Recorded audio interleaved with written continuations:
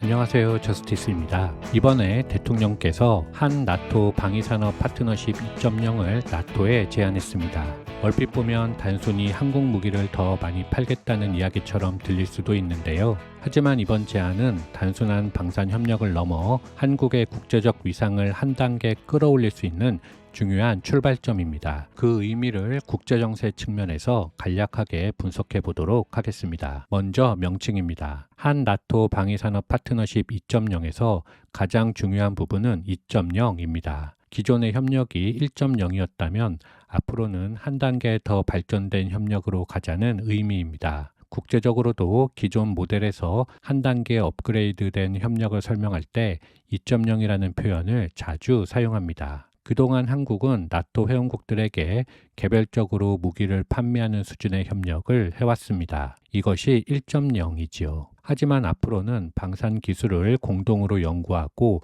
공동 생산하며 운용 체계까지 함께 발전시키는 방향으로 협력을 확대하자는 의미가 이번 2.0에 담겨 있다고 볼 수 있습니다. 다음으로 이번 제안에서 가장 신중하게 관리해야 할 부분입니다.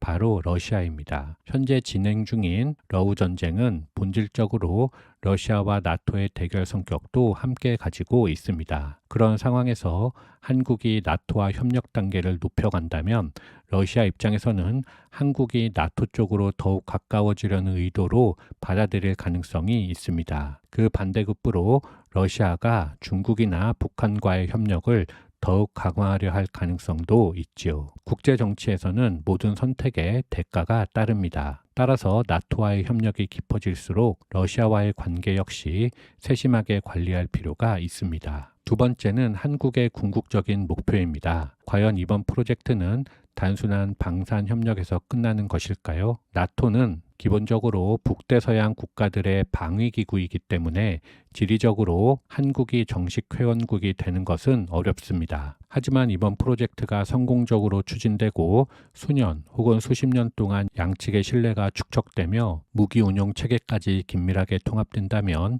한국은 지금보다 훨씬 특별한 협력 관계를 구축할 가능성이 있습니다. 사실상 나토의 핵심 파트너, 조금 과장하자면 명예 회원국으로 자리 잡는 미래도 상상해 볼 수 있습니다. 만약 그런 단계까지 발전한다면 북중러 역시 한국을 지금보다는 훨씬 신중하게 바라볼 수밖에 없을 것입니다. 정부가 이런 장기적인 청사진까지 보고 있는 것인지 궁금하네요. 세 번째는 미국과의 관계입니다.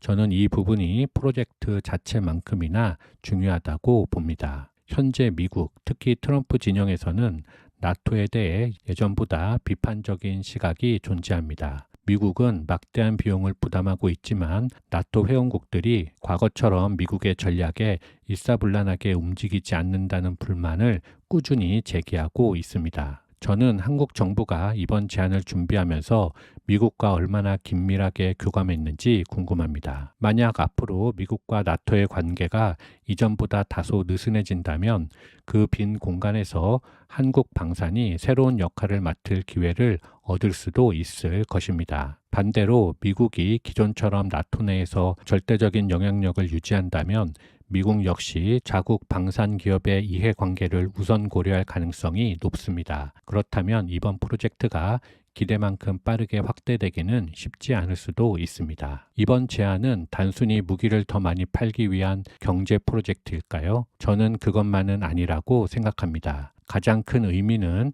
한국이 드디어 국제 무대에서 중요한 변수로 등장했다는 점입니다. 나토 내부에도 독일이나 프랑스처럼 자체 군사력이 강한 국가들이 있는 반면 폴란드처럼 한국 방산에 도움이 절실한 국가들도 있습니다. 즉 나토 내에서도 각국의 이해관계에 따라 한국 방산에 대한 접근 방식은 다를 수밖에 없습니다. 그런데 만약 시간이 흐르면서 한국 방산에 대한 의존도가 높아지는 쪽으로 간다면 그 밖의 영역에서 영향력 역시 자연스럽게 커질 가능성도 있습니다. 앞으로 나토 내부에서도 이 문제를 놓고 다양한 논의가 이어질 것이라 생각합니다. 미국 입장에서도 이번 제안은 여러 딜레마를 안고 있습니다. 한국이 나토 방위 부담을 일부 나누어 준다는 점에서는 미국의 부담이 줄어드는 효과가 있습니다. 하지만 반대로 미국 방산 기업 입장에서는 경쟁자가 하나 더 생기는 셈이 될 수도 있기 때문입니다. 러시아와 중국 역시 이번 한국의 행보를 주목할 수밖에 없습니다. 한국이 나토의 핵심 파트너 국가로 성장한다면 이전보다 훨씬 더 신중하게 한국을 상대해야 하기 때문입니다. 저는 이번 제안을 보면서 한국이 이제는 국제 정세를 단순히 지켜보는 국가가 아니라 국제 질서 형성에 적극 참여하는 단계로 들어선 것이 아닌가 하는 생각이 들었습니다. 지금 한국은 AI 시대 핵심 산업인 반도체 분야에서 세계적으로 중요한 위치를 차지하고 이를 바탕으로 엄청난 경제력을 획득하고 있습니다. 16세기 스페인이 아메리카 대륙을 통해 들여온 막대한 금과 은을 이용하여 강대국으로 성장했던 것처럼 앞으로 한국 역시 수출 경제력이 군사력으로 이어지고 군사력이 다시 국제적 영향력으로 이어지는 선순환을 만들어갈 가능성이 있습니다. 이미 세계적인 경쟁력을 갖춘 방위산업이 더욱 성장하고 있고 여기에 K컬처라는 막강한 소프트파워까지 더해지고 있기 때문입니다. 하드파워와 소프트파워를 동시에 갖춘 국가는 원하지 않아도 국제사회의 리더십을 요구받게 됩니다. 하지만 분명히 그 과정에서 경계해야 할 부분도 있습니다. 국제사회에서 영향력이 커지는 것은 좋은 일이지만 그 속도와 강도는 조절해야 합니다. 유럽 최강국이 된 스페인의 펠리페 2세는 가톨릭의 수호자를 자처하며 유럽 곳곳의 종교 분쟁에 과도하게 개입했습니다. 하지만 그 과정에서 불필요하게 국력을 소모했고 그 대가로 패권을 영국에게 넘겨줄 수밖에 없었습니다. 비단 스페인뿐만 아니라 과도한 힘의 표출로 패권을 상실해버린 역사는 수도 없이 많았지요. 강한 국가가 되는 것만큼 중요한 것은 그 힘을 언제, 어디에, 어떻게 사용할지를 아는 것입니다. 한국 역시 스페인 제국이 주는 역사적 교훈을 잊지 않아야 할 것입니다.